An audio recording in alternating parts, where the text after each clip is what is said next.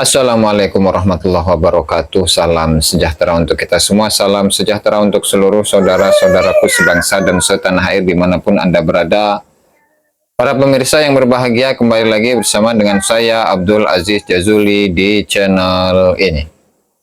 Pada kesempatan kali ini saya akan mengulas satu tulisan ya yang terbaru dari Kiai Haji Madudin, di mana tulisan ini dimuat di website rminubanten.or.id. Sudah kita ketahui bersama dalam 2 hari yang lalu, kurang lebih, itu kita sudah menyimak bersama-sama bagaimana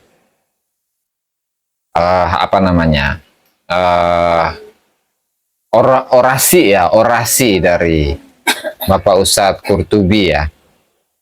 Dimana dalam video tersebut bahwa Ustadz Qurtubi Jailani itu akan mengeluarkan karyanya yang berjudul An-Nawawi Syadid, yang artinya itu adalah bom atom saudara.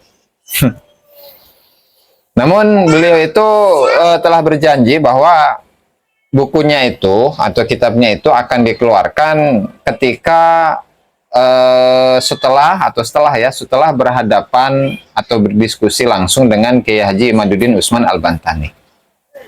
Nah, padahal ya masyarakat, sahabat-sahabat, teman-teman itu sangat-sangat penasaran dengan isi dari kitab tersebut ya, apakah memang mampu untuk menjawab tesis Kiai Haji Madudin atau tidak. Nah, maka untuk lebih jelasnya bagaimana tanggapan dari Kiai Haji Madudin Usman Al-Bantani, maka di sini saya akan bacakan artikel beliau ya, yang dimuat di RMI Banten yang ditulis pada hari ini ya, tanggal 10 Juli 2024 dengan judul Qurtubi Lebak dan Nasab Palsu Ba'lawi. Qurtubi asal Lebak kembali membela nasab Ba'lawi tanpa dalil. Nasab Ba'lawi telah terbukti secara ilmu nasab, ilmu sejarah, dan hasil tes DNA bahwa mereka bukan keturunan Nabi Muhammad SAW. Haplogrup Ba'lawi melenceng ke haplogrup G, yaitu haplogrup yang memastikan bahwa Ba'lawi itu bukan keturunan biologis Nabi Muhammad SAW. Namun, dengan semua dalil itu, Qurtubi masih bergeming membelanya.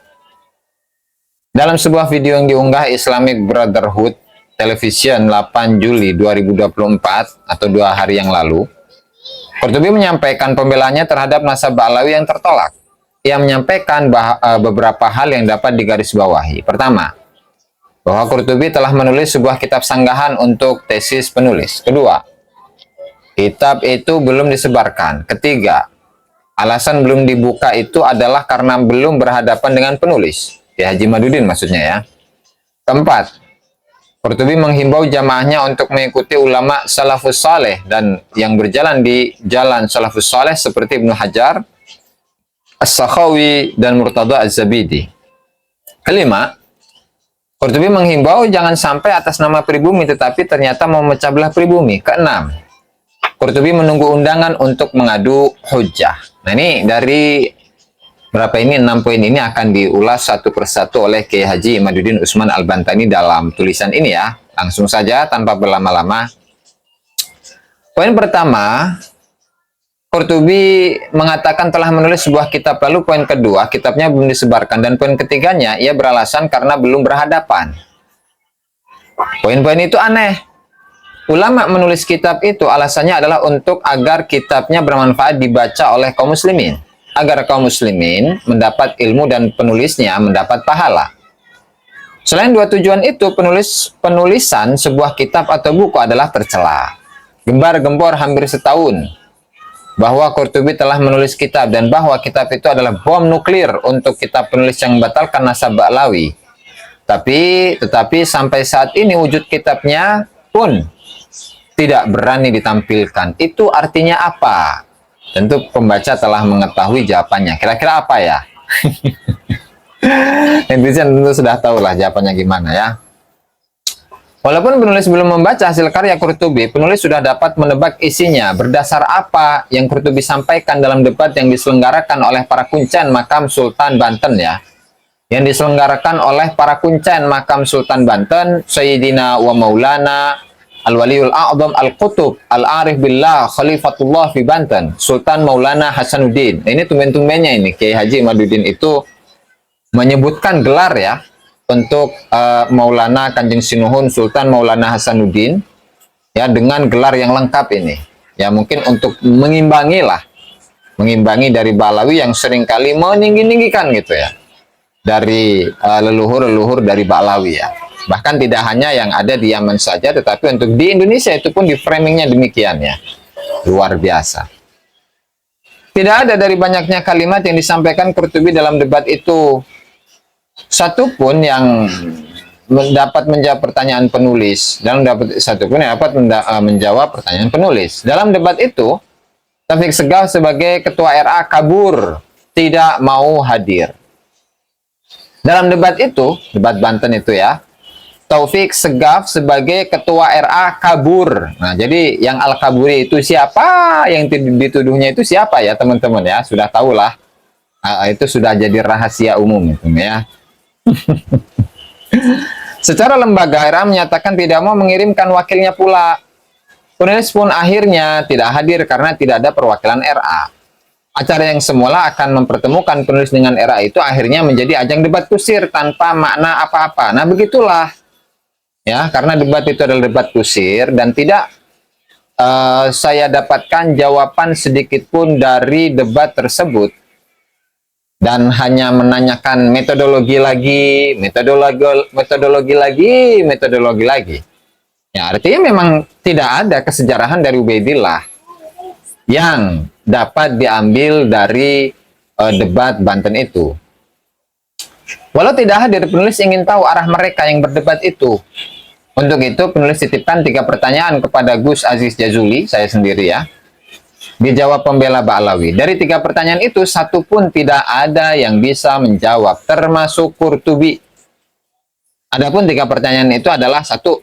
Adakah kitab atau sumber lain yang valid dan original yang lebih tua dari Asy-Syajarah Al-Mubarakah yang menyatakan bahwa Ahmad hijrah dari Irak ke Hadramaut? Sebutkan. Nah, itu tidak terjawab dalam debat Banten itu. 1 ya. Kemudian yang kedua, adakah kitab atau sumber lain yang valid dan original yang lebih tua dari Asy-Syajarah Al-Mubarakah yang menyatakan bahwa Ahmad bin Isa mempunyai anak bernama Ubaidillah dan mempunyai cucu bernama Alwi? Sebutkan. Itu pun juga sama, tidak saya temukan jawaban dari kubu Ba'alawi saat itu. Kemudian yang ketiga, adakah kitab atau sumber lain yang valid dan original yang lebih tua dari As-Suluk yang menyatakan bahwa keluarga Faqih Muqaddam disebut keluarga Ba'alawi? Sebutkan. Itu pun juga sama, tidak ada. 3 pertanyaan itu tidak bisa dijawab, dan semua yang hadir dari pembela Ba'alawi termasuk Qurtubi. Dari situ, para Ba'alawi jangan berharap banyak dari kitab Qurtubi. Isinya dijamin tidak akan bisa menjawab tesis penulis. Qurtubi tidak akan mampu membawakan dalil apapun untuk ketersambungan nasab Ba'alawi. Tidak akan. Kenapa? Ilmu nasab adalah bagian dari ilmu sejarah. Cara mencari sumbernya unik. Ia akan bisa menelusurinya. Ia yang bisa menelusurinya adalah ia yang memahami ilmu metodologi penelitian yang dipelajari di bangku akademis minimal S1. Kemampuan membaca kitab saja tidak cukup untuk menganomali narasi mapan yang keliru. Ia akan terbelenggu oleh indoktrinasi non-akademis yang akan menghalanginya untuk memperoleh kebenaran ilmiah. Ungkapan Qurtubi ketika menghimbau jamaahnya untuk mengikuti ulama salafus saleh dan yang berjalan di jalan salafus saleh seperti Ibnu Hajar, As-Sakhawi, dan Murtada Az-Zabidi adalah isyarat bahwa dalil yang akan ia bawakan hanya taklid semata. Betul. Dan itulah yang seringkali diframingkan kepada masyarakat mengenai kenasaban dari Ba'alawi ya, bukan kesejarahan dari Ba'alawi. Dalam dunia akademis, taklid kepada ulama itu tidak tercela sepanjang ia mengetahui dalil-dalil apa yang digunakan oleh ulama yang ia takliti itu. Sementara, ia yang mengatakan taklid kepada ulama tanpa mengetahui dasar apa yang digunakan oleh ulama itu, pada saat yang sama, ada ulama yang menyampaikan dalil yang sharih, yang nyata, yang jelas, menyatakan sebaliknya. Hal itu sangat tercela. Adapun ungkapan Qurtubi menghimbau jangan sampai atas nama pribumi, tetapi ternyata mau memecah pribumi, ungkapan itu salah sasaran, Pak. Seyogianya narasi itu disampaikan kepada kaum Ba'lawi atau FPI gitu misalnya ya, yang ormasnya itu sudah dibubarkan beberapa tahun yang lalu. Agar mereka mempertahankan nasab mereka yang terbukti palsu itu hanya dari kalangan mereka sendiri, tidak melibatkan kaum pribumi. Karena kaum pribumi tidak ada kaitannya dengan nasab mereka. Ya. Kecuali kalau memang nasabnya Wali Songo itu disambungkan kepada Ba'lawi, itu hal lain ya. Berarti yang mengaku sebagai keturunan Dzurriyyah Wali Songo dengan versi nasab yang disambungkan kepada Ba'lawi, maka ia merupakan bagian dari Ba'lawi. Ya meskipun oleh Ba'lawi sendiri tidak diakui kan. Dari beberapa statement-statement serta narasi-narasi yang disampaikan oleh beberapa oknum-oknum Habib, misalnya seperti Habib Alidin ya, almarhum itu rahimahullah itu ya. Ya itulah dari apa namanya pengakuan dari Robitoh Alawiyah ya, atau lebih tepatnya itu adalah Maktab Daimi kepada nasabnya Wali Songo, hanya berlaku dari sisi sejarah saja. Nah, untuk dari sisi ilmu nasab, tidak ada seorang ahli nasab pun yang menyatakan bahwa Wali Songo itu adalah merupakan bagian dari Ba'lawi. Bahkan, menurut versi siapa namanya, Kiai Haji Agus Sunyoto itu beliau menyatakan bahwa nasabnya Wali Songo yang disambungkan kepada Ba'lawi itu adalah nasab spekulatif itu. Silakan Anda buka di Atlas Wali Songo itu ya. Lanjut. Mengenai pernyataan Qurtubi bahwa ia menunggu undangan penulis untuk mengadu hujah, penulis sudah melayangkan undangan kepada RA untuk mengadu hujah dengan penulis. Jika RA mau, RA bisa menugaskan saudara Qurtubi untuk mewakili mereka. Jadi, Qurtubi tinggal WA Taufik As-Segaf bahwa ia siap menghadapi penulis mewakili RA. Lalu RA menyampaikan kesiapan kepada penulis untuk mengadu hujjah. Nah, jadi ditunggu nih Bapak Ustadz Qurtubi Jailani ketika ingin berdebat langsung dengan Kiai Haji Imaduddin Usman Al-Bantani, maka Ustadz Qurtubi harus membawa surat resmi perwakilan dari Robitoh Alawiyah ya. Baru setelah itu akan diterima. Tetapi ketika tidak mendapatkan penugasan dari Robitoh Alawiyah, Kiai Haji Imad tidak